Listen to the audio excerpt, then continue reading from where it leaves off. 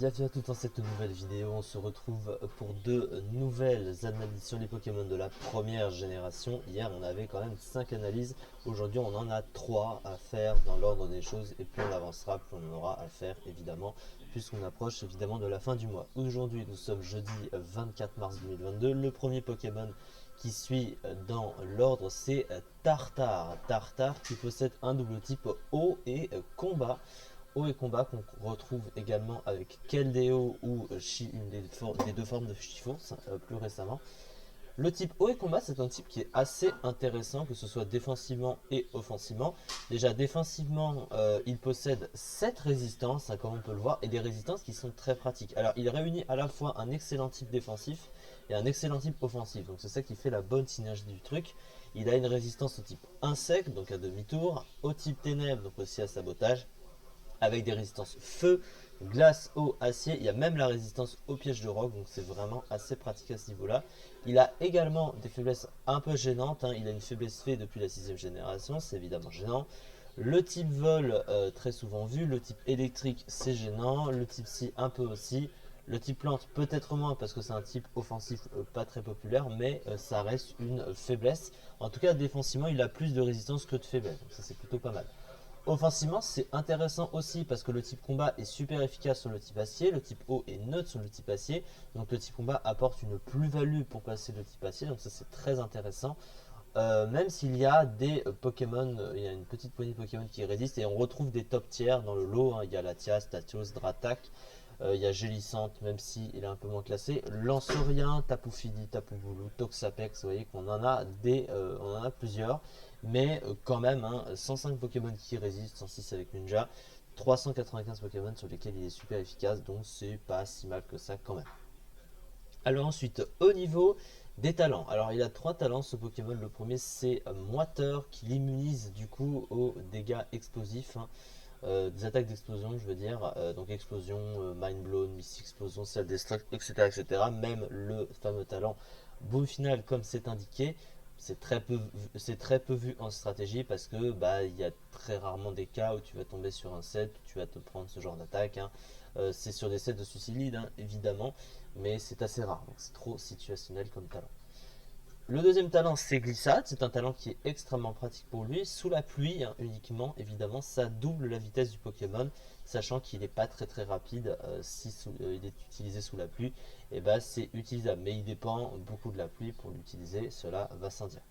Et son dernier talent, c'est Water Absorb, qui lui donne tout simplement une immunité au type eau. Alors il a déjà une résistance à ce type de base, mais voilà, c'est toujours bien d'avoir une immunité malgré tout. Ça veut dire qu'il peut venir sur des capacités de type eau, sans pour autant prendre des capacités résistées. Au moins, il est sûr de pouvoir les tanker. Puis surtout que s'il vient dessus, eh ben, il récupère un quart de ses points de vie, donc, par rapport à la base maximum en points de vie qu'il possède.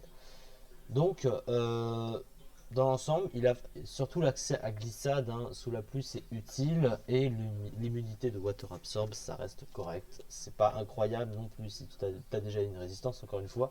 Mais voilà. Le truc avec ce Pokémon, c'est plutôt venant des statistiques. Parce que les statistiques de Tartare, c'est un peu son problème. Il faut comprendre que c'est un Pokémon qui, comme beaucoup, a évolué avec le temps. Il a jamais été très très bon de base parce qu'en fait il a toujours manqué de move pool. Son move pool a toujours été assez limité offensivement alors qu'il a un type combat et il a jamais eu de très bons stats physiques offensifs, jusqu'à ce qu'il obtienne close combat, hein, parce qu'il ne l'a pas eu pendant un temps. Et ces statistiques sont des statistiques en mode première génération, c'est-à-dire qu'elles sont pas si incroyables que ça, elles sont assez moyennes dans l'ensemble, hein. Ouais, il tape pas si fort que ça non plus, surtout pour un type combat, hein. 95 en attaque, c'est bof. Il a quand même un bulk qui est bon, hein, 90 PV, 95 défense, 90 en SPDF, ça c'est un bon bulk. 70 en attaque spéciale, donc ça il peut pas vraiment s'en servir, donc il n'est pas assez versatile. Et puis surtout, il est un peu lent, hein. 70 en vitesse pour un Pokémon assez offensif, c'est un petit peu dommage, mais après comme il a un peu de bulk, bon, hein, c'est pas si pire que ça. Donc le Moufou du coup il a évolué avec le temps, mais actuellement en 8ème génération il possède de bonnes options. Par exemple avant il n'avait pas Vampipoint. Vampipoint c'est très fort parce que ça lui permet de récupérer des PV tout en profitant d'une attaque puissante stabée, donc ça c'est vraiment fort. Il a Close Combat, il possède évidemment le classique Séisme, donc en coverage. Il a Point Glace également. Il possède Gonflette pour se booster, donc à ce niveau-là il est plutôt content. Et puis surtout c'est le Pokémon qui possède un combo unique dans le jeu, c'est le seul à avoir Conobidon plus glissade, hein. C'est quand même à noter. C'est-à-dire que sous la pluie, vous doublez la vitesse du Pokémon, vous pouvez vous setup avec Conobidon et derrière, vu le potentiel offensif du Pokémon, vous faites assez mal. Bon, c'est rarement vu, mais c'est utilisable. J'ai déjà eu l'occasion de m'en servir d'ailleurs moi-même. Et ça a donné de très bons résultats. Donc c'est le seul à avoir ce combo en fait. Donc finalement, pourquoi pas. Voilà, mais c'est vraiment venant des stats que le Pokémon a un peu de mal. Et heureusement que le Boufoul a évolué avec le temps, mais malgré ça, ça suffit pas forcément. La fiche stratégique de bon PV couplé à des défenses correctes et à une bonne attaque, les talents Absorbo et Glissade utiles, un double type intéressant offensivement et un très bon Boufoul sur le plan spécial, mais possède une attaque spéciale et une vitesse trop moyenne, manquant ainsi d'agressivité, absence d'un bon stat physique du type combat, dont l'absence regrettable de Vampipon, mais évidemment ce n'est pas à jour comme explication. Et surtout que Keldeo et Chifours dont j'ai parlé sont meilleurs que lui hein, sur tous les points, sur beaucoup de choses, et ils sont très bien plus haut dans les tiers. Alors que lui, il est dans Zedu actuellement. Alors il n'est pas si mal classé que ça dans le tiers, hein, cela dit.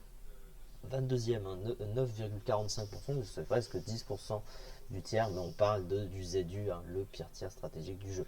Donc évidemment, ça reste pas si incroyable que ça. C'est ça du coup pour cette vidéo, on se retrouve prochainement.